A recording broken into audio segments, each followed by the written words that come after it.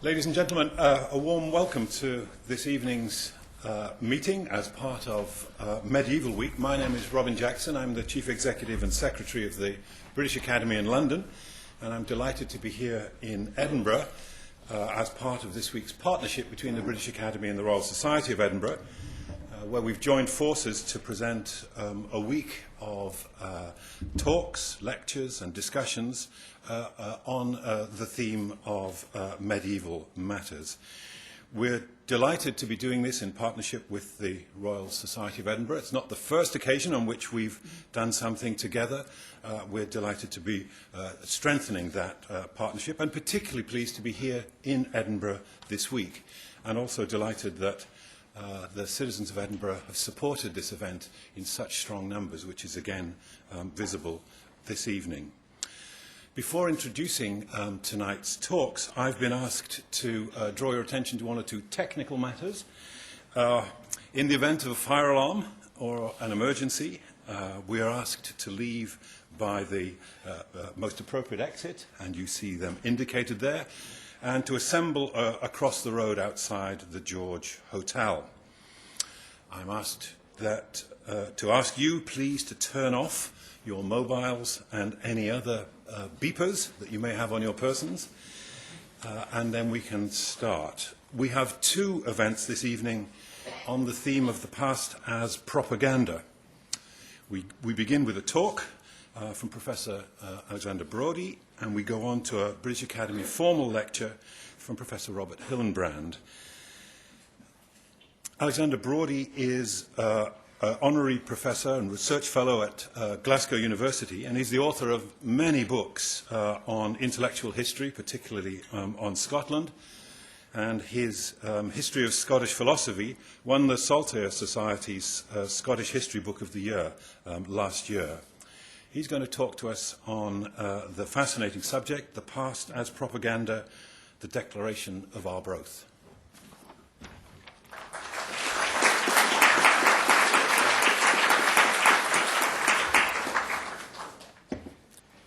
Thank you, Robert.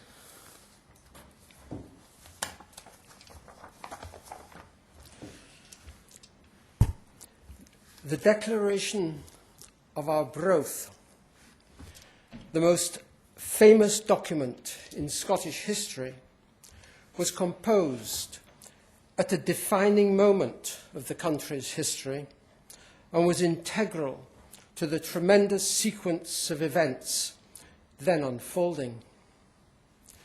The Declaration, datelined Arbroath Abbey, 6th of April, 1320, and written in the name of the whole community of the realm of Scotland, was a letter addressed to Pope John XXII, beseeching him to exhort the King of England to leave the Scots in peace. The political context of the letter was a Scotland which had recently won independence, was being well ruled by Robert Bruce, but continued to be harassed by its southern neighbour, whose king wished to rule Scotland as Edward I had done, as a northern province of England. Much of the letter is taken up with two topics which, in the eyes of the signatories, must have seemed inseparable. The first concerns the question of why the Scots believe that Scotland belongs to the Scots, and the second concerns the relation between the Scots and their monarch. The document has a formidable unity, yet the two parts I have mentioned are very disparate in character, in that one displays a heavy reliance on faith and therefore on a strong movement of the will to give one's assent to what is proposed, while the other displays a no less heavy reliance on philosophical analysis and therefore on a strong movement of the intellect as a basis of assent. My purpose here is to spell out the relation between these two aspects of the Declaration. First, the display of faith, whose content is a historical narrative that emphasizes the great antiquity of the Scots and their quasi-sacral status. The letter affirms that the Scots journeyed from Greater Scythia to Spain by way of the Tyrrhenian Sea and the Pillars of Hercules. Next, and 1,200 years after the people of Israel crossed the Red Sea, the Scots made their own sea crossing, voyaging onward from Spain to Scotland, where, despite the efforts of Britons, Picts, Norwegians, Danes, and English, they have lived free of bondage ever since, ruled in unbroken sequence by 113 kings, all of them native Scots. The sources for this patriotic narrative are not spelled out in the Declaration beyond a solitary reference to the chronicles and books of the ancients. We are now able to provide some tentative suggestions regarding these sources, such as Richard Vermont or Veremundus, a Frenchman who'd come to live in Scotland in 1239. But here I want only to note the Declaration's implicit reference to another book of the ancients. I have in mind the parallel hinted at between the people of Israel crossing the Red Sea on their way to freedom in the Promised Land and the early Scots on their own sea crossing to the land where for a millennium or more they then lived in freedom. The parallel may seem to us purely fortuitous, but the terms of the Declaration suggest that what is at issue here with the two sea crossings are two closely linked moments in the unfolding of a divinely ordained plan. Two elements in the Declaration suggest this interpretation. The first element is the role ascribed to Jesus in the life of the Scots. For in the Declaration, he is represented as picking out the Scots and giving them a special place among the nations of the earth.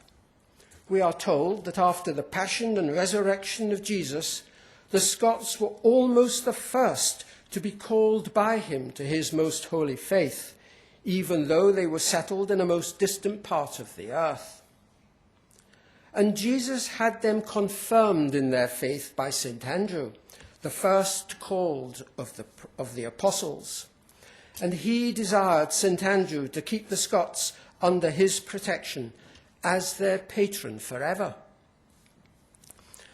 The Declaration's reference to the Scots travelling from Scythia is relevant to this tale, since apocryphal texts, validated by Eusebius on the authority of Origen, affirm that St. Andrew brought all of Scythia to the Christian faith. Ergo, the Scots who came from Scythia were converted in the earliest years of Christianity, and by implication 500 years before the English. The second element is the description of Robert Bruce. When the narrative moves from Jesus to King Robert, the Church and the Holy Faith remain central to the story. King Edward, we learn, imprisoned prelates, burned down monasteries, robbed and killed monks and nuns, and, by attacking Scotland, prevented the Scots from going to the Holy Land on crusade. But Robert Bruce, like another Maccabeus or Joshua, led the Scots back to the freedom they had enjoyed from Ancient of Days. The comparison with Judas Maccabeus and with Joshua, who led the next generation of Israelites after the crossing of the Red Sea, might otherwise seem almost over the top. But in context, it is not so, and conceptually, it fits well the hint already sown of the Scots as a kind of House of Israel in figura. Assent to the Declaration's account of Scotland's history requires, in the absence of hard evidence, a significant exercise of the will. I should like now to contrast that aspect of the Declaration with another, one that opens up a rich vein of thinking in political theory and political philosophy. Let us begin by noting that the fact that the community of the realm of Scotland saw Robert Bruce as a latter-day Joshua or Judas Maccabeus does not mean that Robert Bruce was not on probation amongst his own people. He was, and without let-up, throughout his reign. The signatories to the Declaration affirm that Robert became king by three things, namely, divine providence, his right of succession according to our laws and customs, and thirdly, I quote it, the due consent and assent of us all, debitus nostrorum omnium consensus et assensus. The translation's clear. The first two, divine providence and right of succession, are not enough. The monarch rules only by the consent of the people. That is to say, he becomes monarch by the consent of the people and remains monarch for only so long as the people consent to his so remaining. This latter point is spelled out. I quote from the Declaration. Yet if he, King Robert, should give up what he has begun, seeking to make us or our kingdom subject to the King of England or the English, we should strive at once to drive him out as our enemy and a subverter of his own right and ours, and we would make some other man who was able to defend us our king, unquote. Evidently, the monarch's right of succession does not mean that in an unqualified sense he has a right to take the throne and a right to retain it. His right is qualified in that he must be judged to be fit for purpose. If the people judge him unable to defend them, then the people, as is their unqualified right, will not consent to his accession to the throne, at which stage, if he nevertheless takes the throne, his rule is illegitimate. In feudal Europe, there can have been few countries in which the secular leaders would have signed up to so unequivocal a statement of elective monarchy. The statement is extraordinary in its context, but it was not unprecedented in Scotland. About a decade earlier, in 1309, and again in 1310, in a document known as the Declaration of the Clergy, the Scottish clergy announced their support for Robert Bruce and provided justification for it. The Declaration affirms that Scots alone have the authority to choose their monarch, that John Balliol was established on the Scottish throne de facto by the King of England, and that therefore John Balliol is not the rightful King of Scotland. Who then is? The answer is, of course, Robert Bruce, since he came to the throne by legitimate means, and these are spelled out. I quote several sentences now from the Declaration of the Clergy.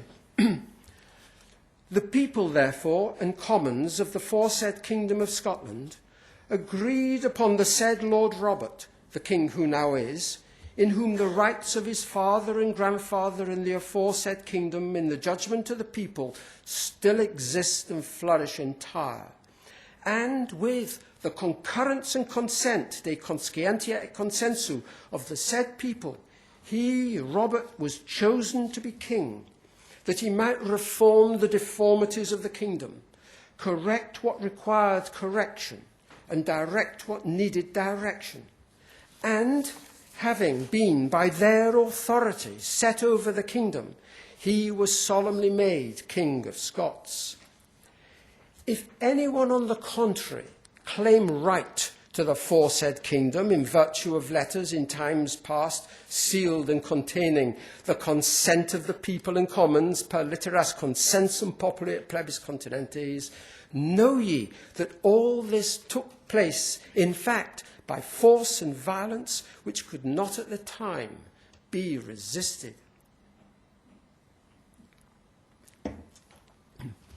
Central to the legitimacy of Robert's monarchy, therefore, is the consent of the people.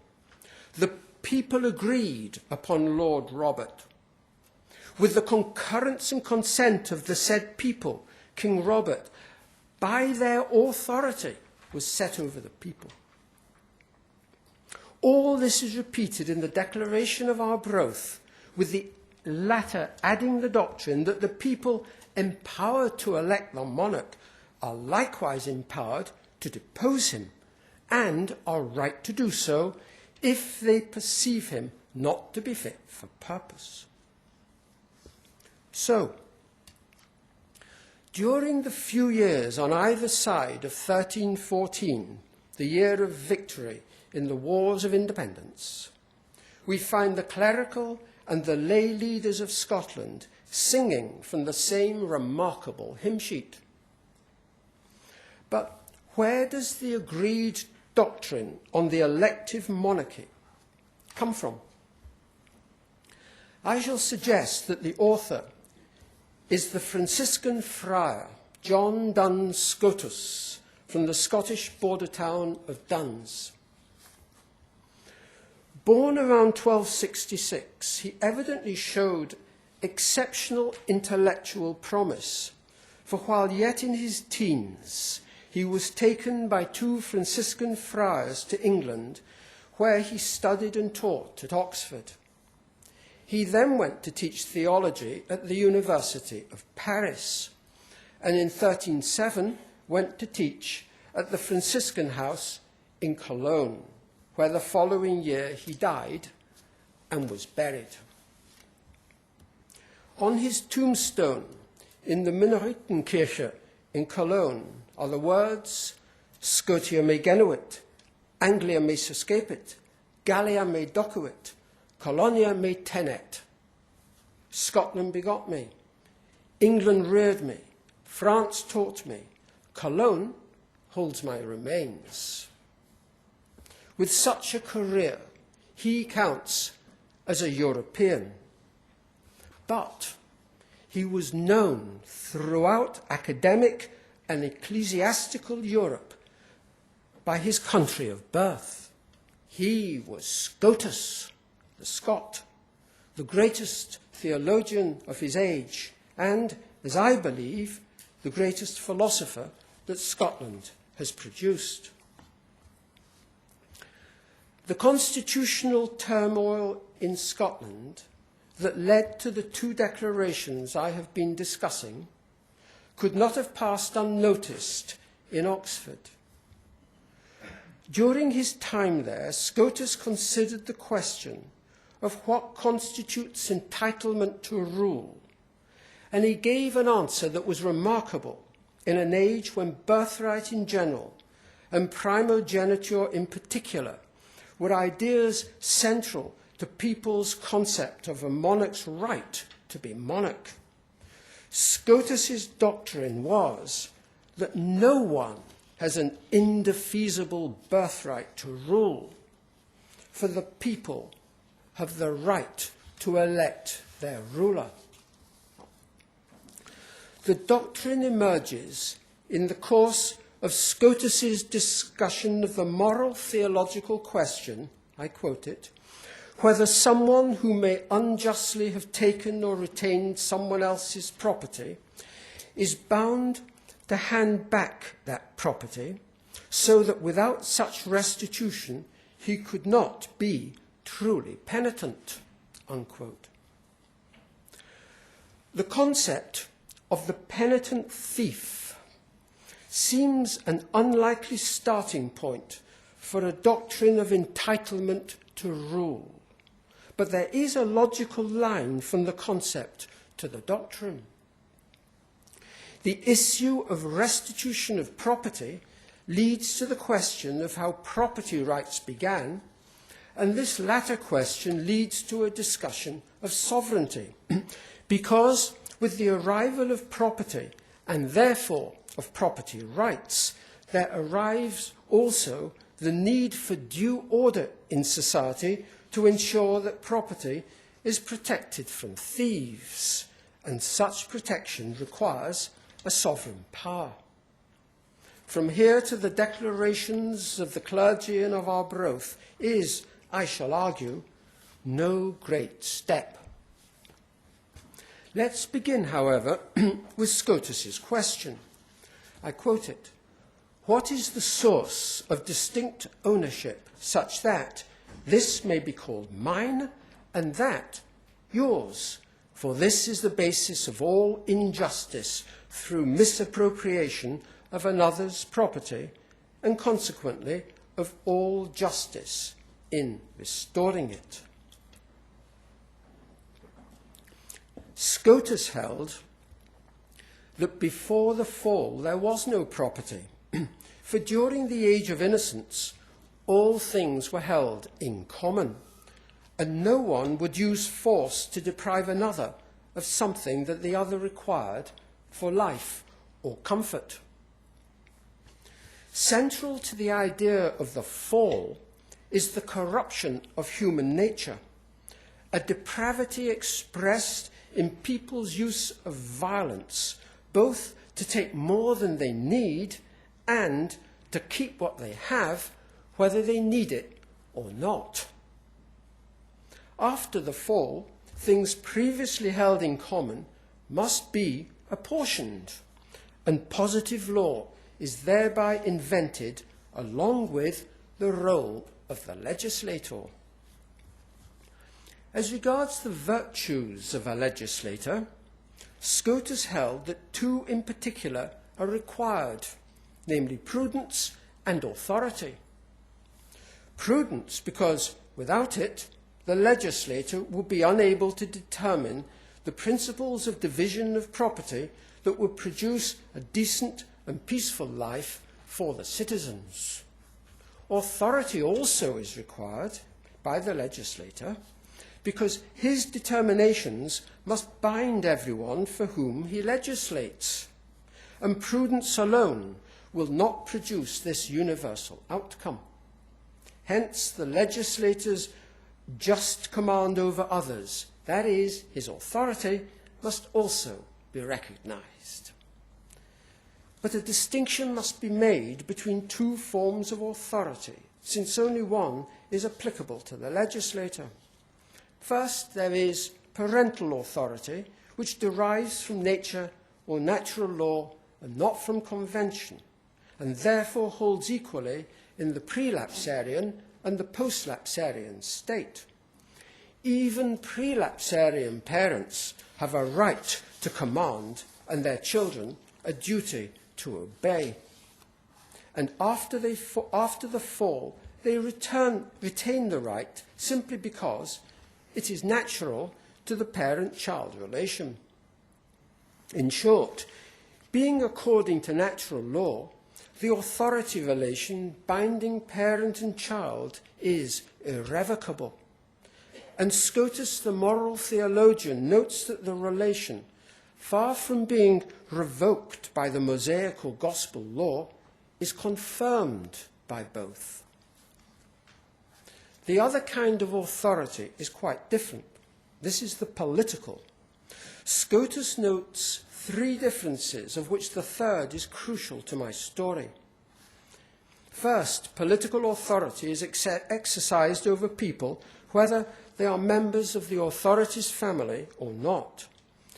Secondly, a group, a communitas, can be every bit as much of a political authority as can a single person.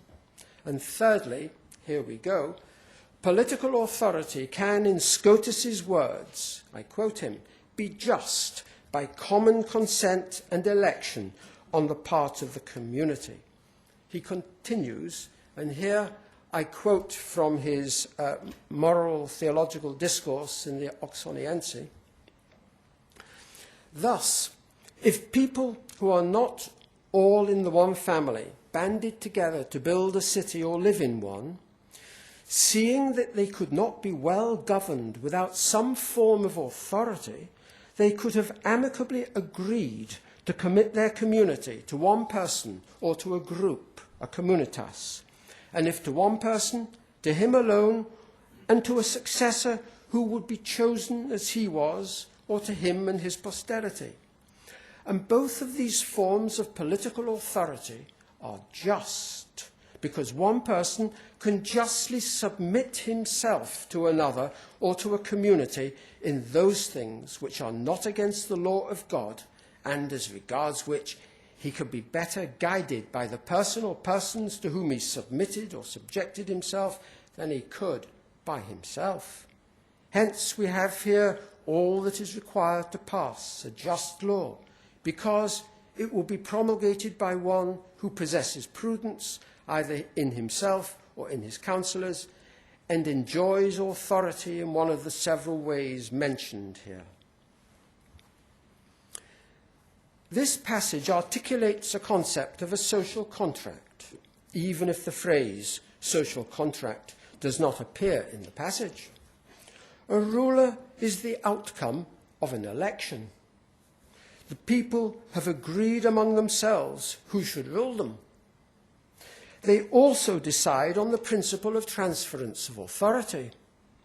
Transference could be by birth, perhaps by the principle of primogeniture, but equally it could be by a new election with the people agreeing among themselves who should rule them next.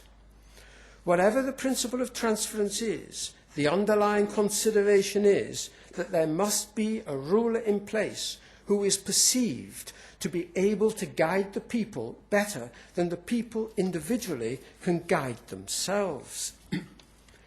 That Scotus allows the possibility of the leader being a community, a communitas, is of more than passing interest, given that during the decades from 1286, the phrase community of the realm was used rather often in Scottish documents to refer to Scotland's political elite drawn from the three estates.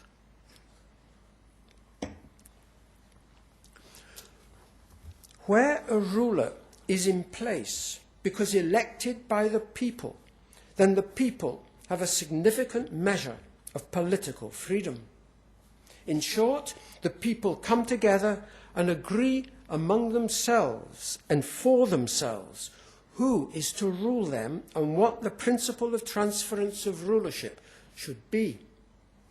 The ruler is chosen because of his prudence and authority, his perceived ability to deliver a peaceful and decent life for the citizens. Some of Scotus's contemporaries and predecessors said something a bit like this, and the notion of a social contract was well enough known, but Scotus's precise account of the election of a ruler is unique.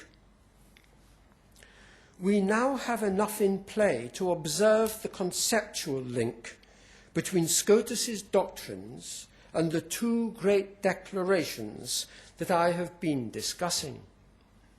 I note in particular Scotus's affirmation that a ruler who derives his authority from the fact that he is ruler by the common consent and election on the part of the community rules by just authority. Likewise, Scotus's description of a group of people not bound by consanguinity, who amicably agree to commit the group to one person or to a communitas, his reference to the group committing themselves to the authority of one person or his successor who would be chosen, and his reference to the group giving someone, giving another, their giving the other, the authority to promulgate law. All this articulates very closely indeed with the concept of the relation between a people and their monarch, as that is expressed in the two declarations. A relation based, as we have seen, on the concepts of the agreement, concurrence, consent, choice, and authority of the people. Given that the political authority underlying, that the political theory underlying the Declaration of the Clergy is Scotistic, it is noteworthy, I say no more than that, that the document was presented at the General Council of Scotland, celebrated in the Church of the Friars Minor, the Franciscan Church in Dundee. It was Scotus's own order that provided the venue for the occasion.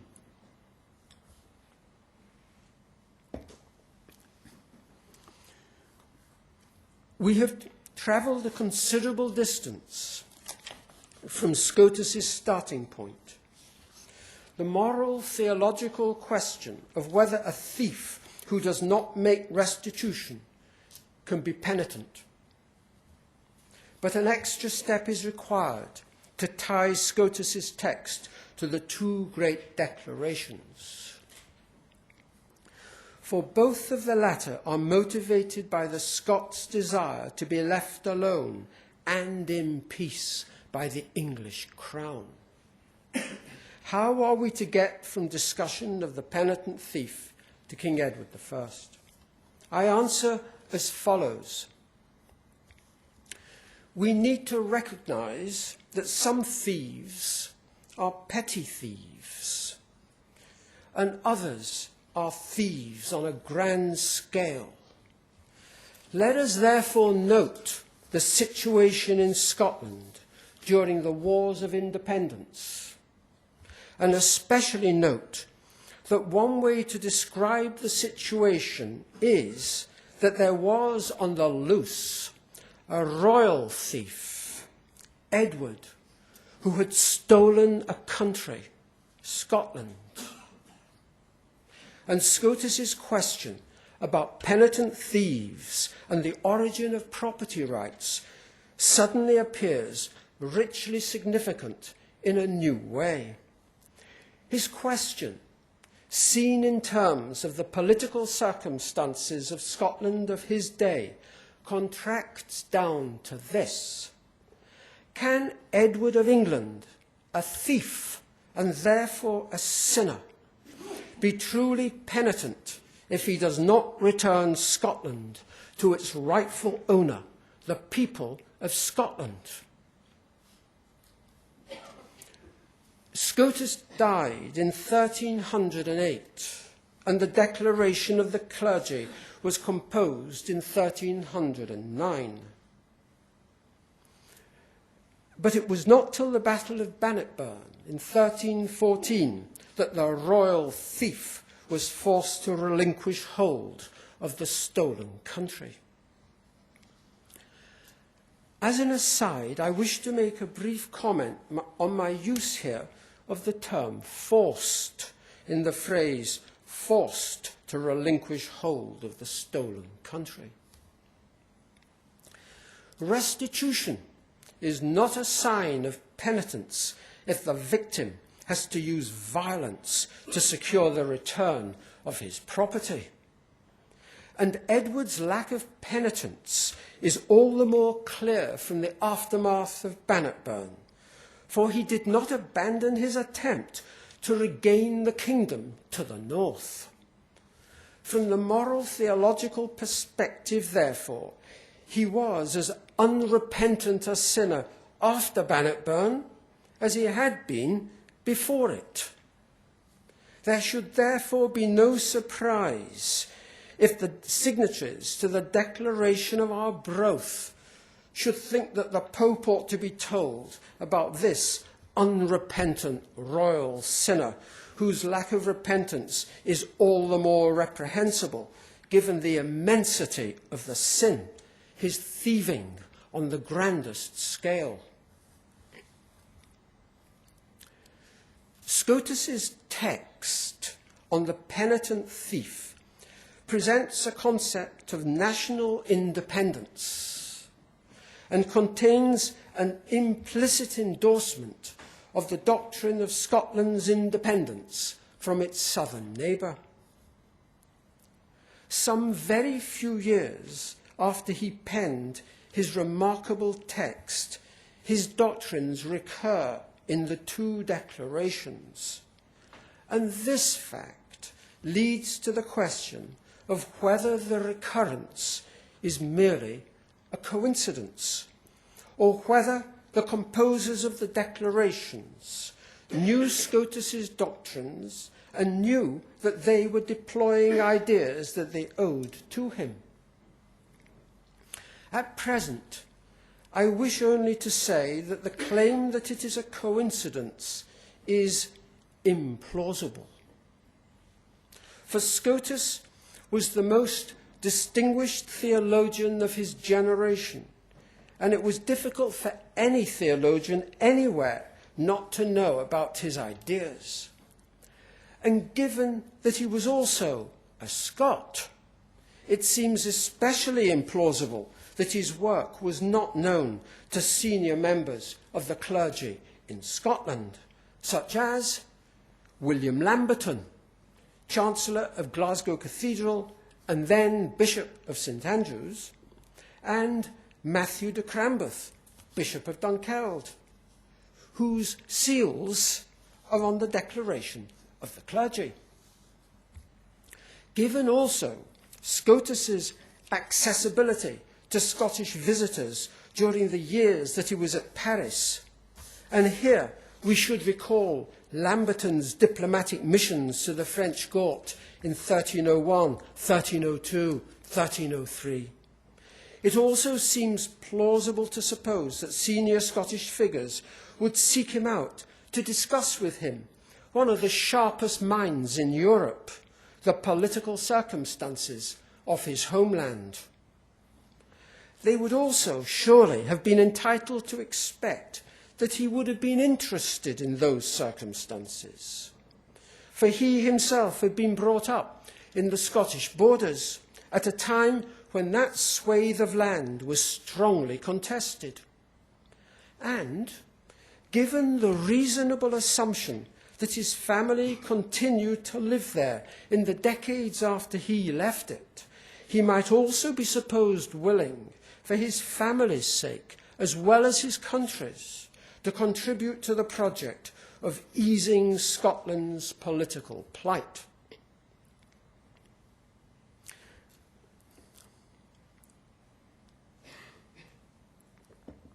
Nevertheless, plausible as these latter pieces of speculation are, I do not wish to insist on them here. My claim that the two great declarations each have a significantly Scotistic content does not itself rest on any claim about a direct historical causal relation, such as there surely would have been if Scotus had, in fact, been in discussion with Scottish political leaders. But I do want to pause on the question whether it is really likely that a scholastic, moral, theological, technical discussion on restitution as a condition of a thief's penitence could have been deployed anywhere during the Middle Ages to argue the case for national independence. The short answer is yes, not just likely, but certain. For Scotus's discussion on the penitent thief contains passages appropriated almost word for word by the Swedish theologian and historian Ericus Olai for his Chronica Regni Gothorum of 1471, which was penned in a political context not dissimilar to that of the Scottish Wars of Independence. During the 15th century, Sweden was united in a personal union with Denmark-Norway, and usually under Danish leadership. At the time Ericus Olai was writing, there was a Swedish uprising underway against the Danish king of Sweden. And Ericus was seeking to prove that since the Swedes, as the heirs of the first possessors of the land, were the rightful lords of the Swedish realm, it was therefore up to the Swedes themselves to decide who should govern them. Ericus Olai's argument that only those rulers of Sweden were legitimate whom the Swedes had chosen uses the same texts that, as I have claimed, underlie the Scottish declarations, and does so in greater detail. I do not, of course, want to suggest, nor indeed do I believe, that Ericus owed a debt to the Scottish declarations, but his Chronica Regni Gothorum permits us to conclude that the concept of a politically motivated appropriation of Scotus's text, an appropriation designed to push forward a case for elective rulership, is not at all a far-fetched concept. I do not know, I should say I do not yet know, whether in other countries also there was an appropriation of Scotus's text in support of a movement for political independence. But that there was even one such appropriation firth of Scotland is significant, for it means that we need to take seriously the possibility that such an appropriation also happened in Scotland during and in the immediate aftermath of Scotland's wars of independence. To return to my starting point, it is possible to discern in the Declaration of Arbroath two kinds of narrative. On the one hand, there is a representation of the Scots as a kind of latter-day House of Israel in figura, led by their own Joshua, a people converted by St. Andrew while they were yet living in their early home of Scythia, who made their own sea crossing to their true homeland, where they have, ever after, lived under the aegis of St. Andrew. On the other hand, there is a philosophical narrative about that most important political right, the right of a people to choose who shall govern them. A most important right because it is a necessary condition for political freedom. For the historical narrative, we would be hard-pressed to find a shred of evidence, whereas the other narrative has a strong intellectual underpinning. These two threads, the fantastical and the rational, however disparate in character, are inextricably intertwined in the text. The political philosophical thread is not enough. The composers of the document had to demonstrate that the land is theirs, and they did so by pointing out the great antiquity of their presence there, living freely under 113 home-born kings, and living there with the blessing of Jesus and under the patronage of the first called of the apostles. If you accept this premise, then you must accept also the conclusion that the English king, ruler of Scotland against the will of the people, had no right to rule Scotland. We should recall that the Declaration of Arbroath was composed as a letter to Pope John XXII. How could he not take with the utmost seriousness a plea from a people with such a past, who remain yet with the blessing of Jesus under the mantle of the first called of the apostles? And if the Pope does take it seriously, he will surely be moved by the firm assertion made at the end of the letter that if he does not comply with the plea made by the Scots, then God will hold the Pope responsible for the slaughter of bodies and the perdition of souls. There can be no clearer case of a glorious past being appropriated for deployment as propaganda on behalf of a nation under threat.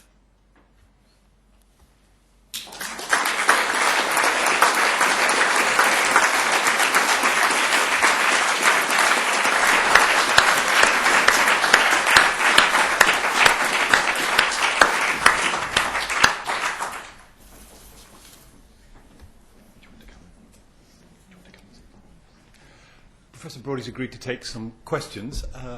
Could I ask that questioners identify themselves? And there are microphones at either side. Who's first? Yes, here, please.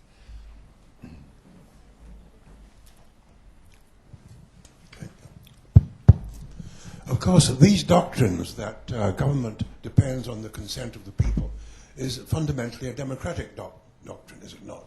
And it took several centuries after the Declaration of Arbroath for this to be achieved in anything resembling reality. But would it be fair to claim that this idea that government should be democratic and should depend on the will of the people is a Scottish invention?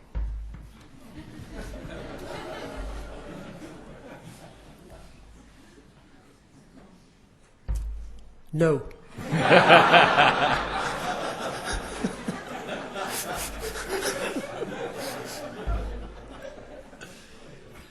I'm sorry, Paul, I would love to say yes, but I'm not making the mistake of a recent author of a book on the Scottish Enlightenment who thought that if you found something, an idea in Scotland in the 18th century, the Scots must have invented it. If I were an Arthur Herman, I would have said yes in answer to your question, but I'm not an Arthur Herman, so I can't say yes. The idea that a country can gain that a government has legitimacy through the people is not in itself a new idea. There are even hints of it, but only just hints of it, in Aristotle in the Politics. And in the Middle Ages, you get some such idea indeed in Thomas Aquinas, in the Summa Theologiae, in the Prima Secundii, in question 105, he discusses this area and speaks about the possibility of combining the three things of a monarchy of a single individual and an aristocracy and a democracy. There's got to be one individual with authority at the top, with many advisors. There's the aristocracy, the senior. But at the same time, unless there is a backing by the people, he thinks, then there is something fundamentally flawed. What I'm saying is that really what was happening in Scotland was that the Scots were relying, I shouldn't be saying they all the way through this, I should be saying we, but let's say the past is another country, and so the 13th and 14th centuries are another country, so I'll say that. What we've got here is the Scots, as I'm absolutely certain, deploying the quite unique text by Duns Scotus, in which he makes it clear himself that no sovereign has authority unless by the will of the people. So that, and what we get with Robert Bruce, as this picture emerges, is not a top-down idea, but a bottom-up idea. And so it becomes quite an interesting fact. because it's generalizable, that in the following century, in the century after that, we get a number of Scottish theologians lining up on the side of conciliarism, because they see just what they're standing out against within the universal church, a pope and the authority trickling down from the top. And the whole point about conciliarism is that there is a general council of the church which has authority even in relation to the pope. And what I'm saying is that the Scots were lining up, were queuing up to join this conciliarist idea. And there's a real unity here, because you've got the secular political side and you've got the theological side.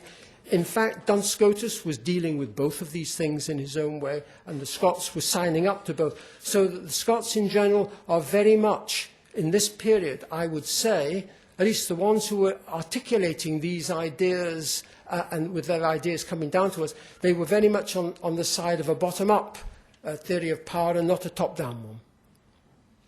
Good. Yes, here. Thank you. Douglas Hall, I'm just a punter who knew very little about this before your very interesting talk. Thank you. I have actually two questions, and one is I take from almost the first one. This whole business of consent of the people and Scotia's underpinning principles.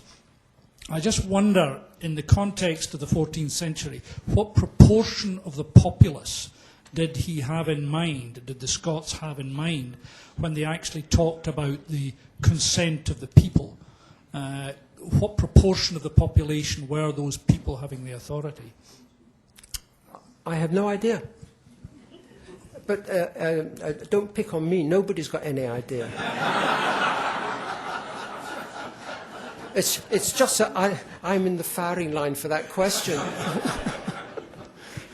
Am I allowed my second question, which was a comment really that if there was too much, it seems to me, too much emphasis on this Declaration of Arbroath in a current 21st century context, it lends fuel to propaganda of the occasional anti-English racism which sometimes lurks between underneath Scots culture. Was that a question?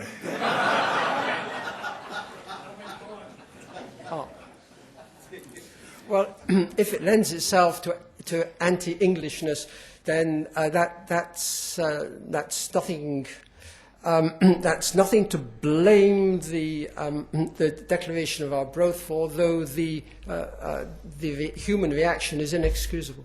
That's all. I mean, good heavens! I mean, this was a document that came out in 1320. If somebody wants to read that in the 21st century as an anti-English document, then they need to get an education.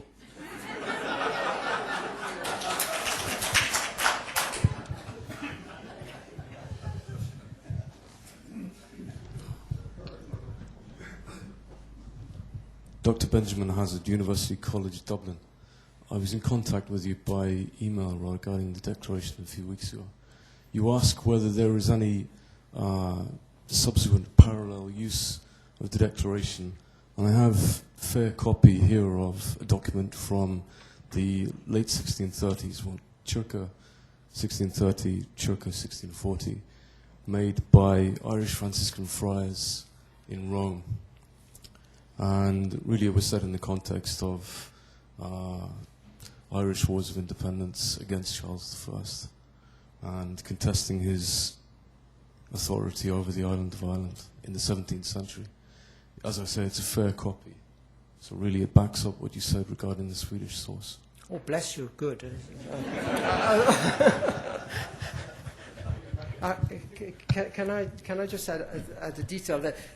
There has long been a view that the letter, having been sent off, then sort of disappeared from sight, and it was just not part of Scottish history after the 1320s until it was rediscovered far later. But I think that's not the right way to look at it, because there were a number of copies made of it, and we find the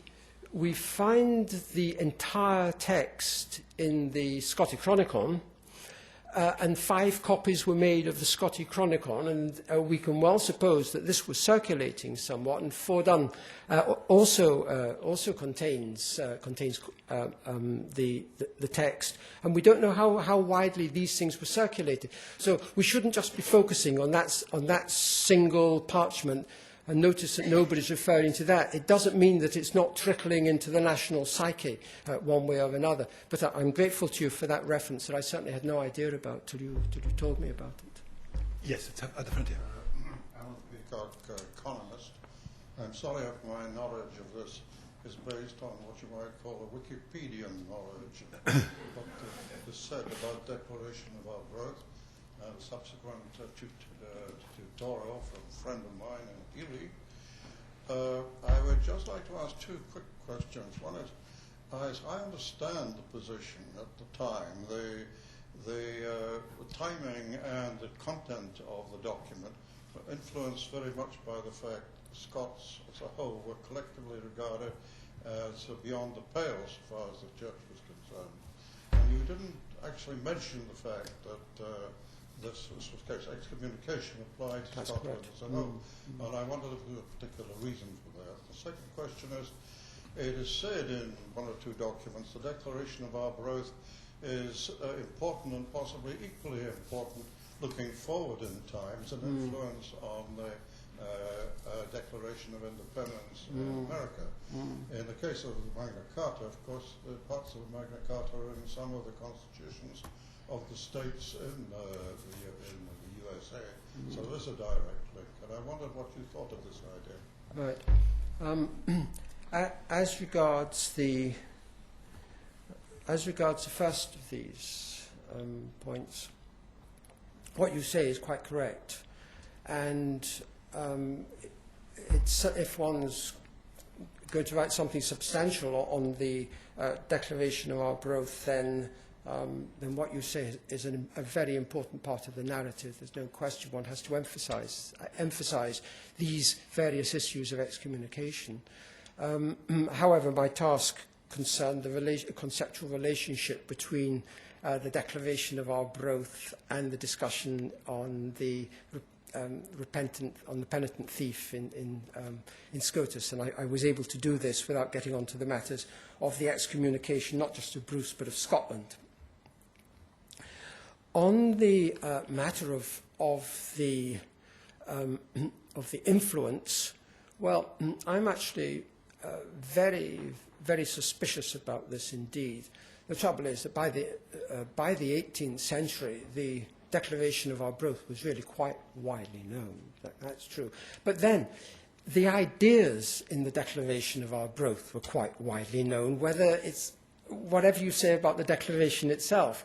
The world was moving in that direction. By this point, we're moving into an age of enlightenment in which people are being quite dismissive in a way of authority, individuals being in authority over them. And they were thinking much more of each individual as being able to speak with authority on various matters and so on. And so it's down to the individual. You don't just listen to what an authority says and you say 3 bags full. You think it through for yourself and you decide where you're going to go.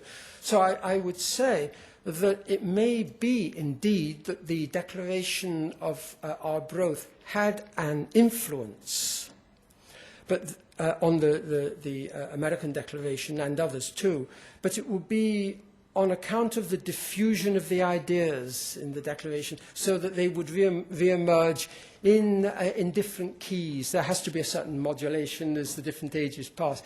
It would emerge in different keys. So the answer is yes. I think there may well have been some connection, but we must carry the idea that the Declaration of Arbroath was the source of this.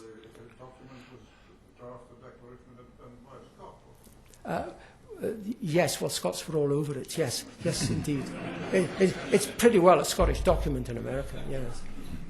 Ladies and gentlemen, I'm conscious that we could carry on this discussion for some time. We have a reception at the end of the evening's formal events when there'll be an opportunity to pursue some of these issues in further depth. But we must move on now. Could I suggest that we